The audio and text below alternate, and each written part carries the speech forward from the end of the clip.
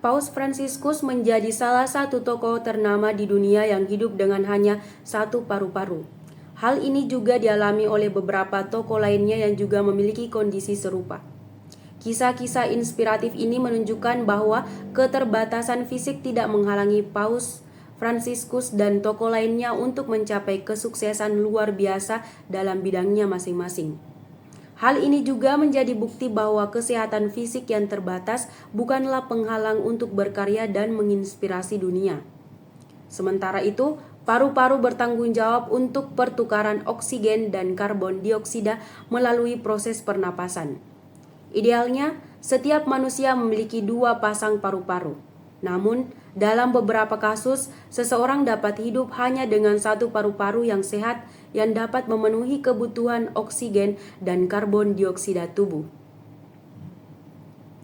Operasi pengangkatan paru-paru yang juga dikenal sebagai pneumonektomi merupakan prosedur medis yang dilakukan untuk mengatasi masalah paru-paru.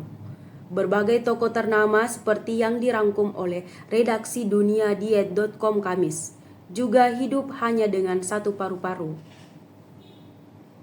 Salah satu tokoh ternama yang hidup dengan 1 paru-paru adalah Jenderal Sudirman, pahlawan nasional dari Purbalingga, Jawa Tengah. Meskipun mengidap penyakit paru-paru, semangat juangnya dalam memperjuangkan kemerdekaan tetap menyala. Ia bahkan memimpin pasukannya dalam Perang Kemerdekaan Jilid 2 pada tahun 1948 sampai 1949. Selain itu, Paus Fransiskus yang merupakan pemimpin tertinggi gereja Katolik di dunia juga hidup dengan hanya 1 paru-paru. Vatikan telah mengonfirmasi bahwa ia kehilangan sebagian paru-parunya saat masih kecil karena infeksi pernapasan. Namun, kondisi kesehatannya tidak menghalanginya untuk menjalankan tugasnya sebagai pemimpin spiritual umat Katolik dan memperjuangkan perdamaian serta keadilan sosial di dunia. Ketua Umum Pengurus Pusat Ikatan Ahli Kesehatan Masyarakat Indonesia Hermawan Saputra mengklaim bahwa minum air dari galon polikarbonat yang dapat digunakan kembali aman. Ia menegaskan bahwa galon-galon tersebut telah memenuhi standar SNI dan telah melalui serangkaian penelitian serta uji kecocokan pangan. Semua produk terutama kemasan harus memenuhi standar SNI yang menunjukkan bahwa tingkat toleransi terhadap cemaran tidak berbahaya dan tidak menyebabkan gangguan pada kehamilan dan janin, tegas Hermawan Saputra di Jakarta belum lama ini. Pernyataan tersebut disampaikan sebagai tanggapan atas kampanye hitam yang menyebutkan bahwa penggunaan galon polikarbonat yang dapat digunakan kembali tercemar senyawa BPA. Menurut ahli epidemiologi tersebut, meminum air dari galon tidak akan menyebabkan gangguan kesehatan, terutama pada janin dan pertumbuhan anak. Hermawan Saputra juga menjelaskan bahwa Badan Akreditas Mutu telah melakukan serangkaian penelitian dan uji klinis sebelum memberikan label SNI pada galon atau kemasan pangan apapun. Dari hasil penelitian tersebut, disimpulkan bahwa paparan BPA dalam galon polikarbonat masih dalam batas aman dan tidak berbahaya bagi konsumen. Dengan adanya standar SNI, artinya galon tersebut telah memenuhi tahap penelitian dan dibandingkan dengan hasil produksi yang sudah ada, jelasnya.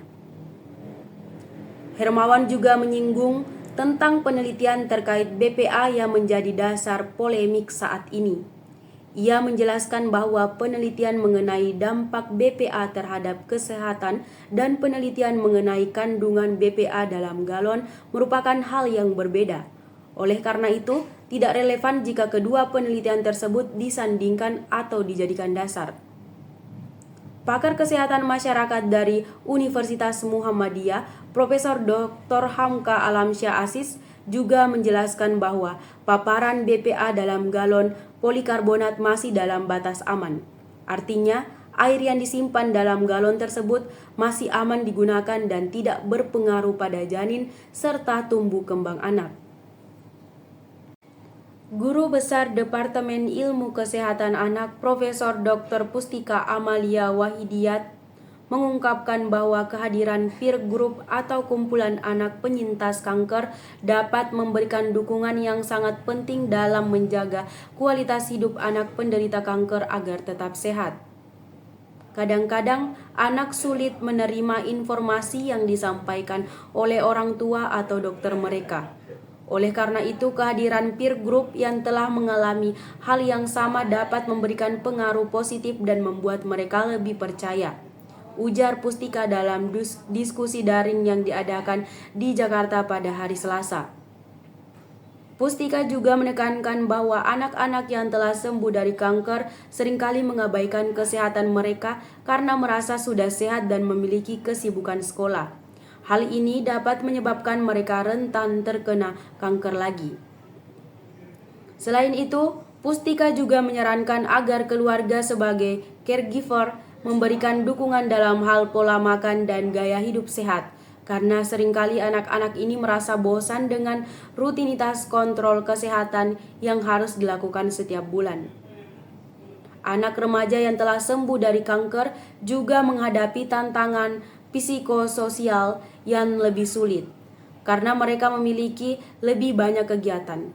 Oleh karena itu, dukungan dari keluarga juga sangat penting, tambahnya.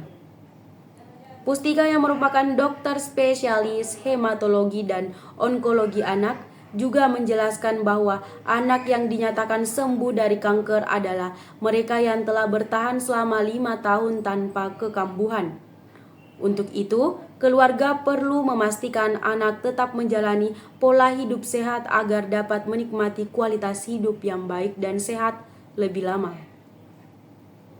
Hal ini termasuk menghindari konsumsi makanan instan dan olahan tinggi, serta memastikan obat kemoterapi tidak menyebabkan mutasi genetik yang dapat menyebabkan kanker kembali muncul. Meskipun tidak menutup kemungkinan bahwa pengobatan yang diberikan dapat menyebabkan mutasi gen yang mengakibatkan munculnya jenis kanker yang berbeda, namun pada umumnya kanker seperti leukemia akut dapat disembuhkan hingga 80%, jelas Pustika.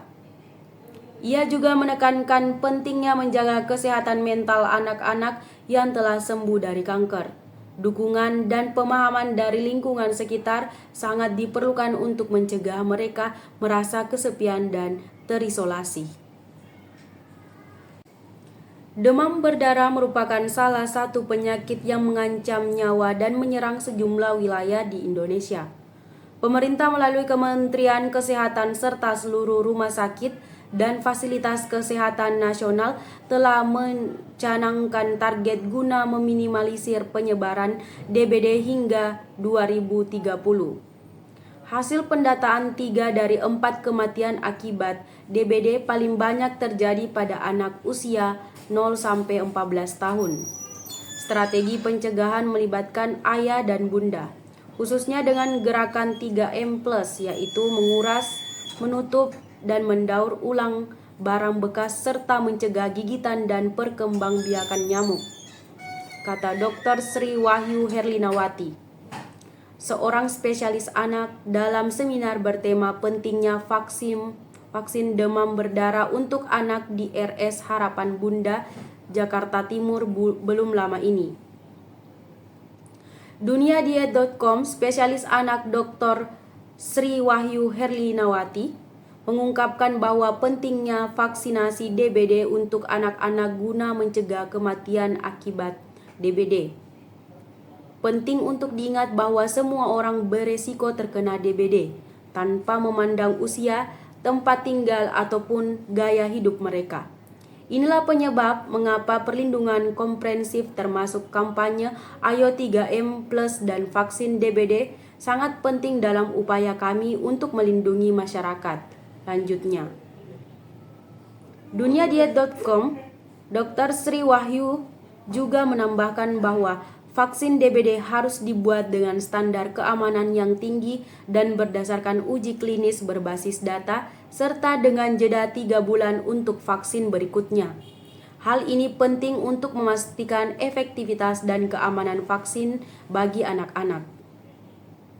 Untuk mendukung upaya penurunan angka penderita DBD, khususnya pada anak-anak, RS Harapan Bunda telah menggelar seminar dan edukasi tentang pentingnya vaksin DBD.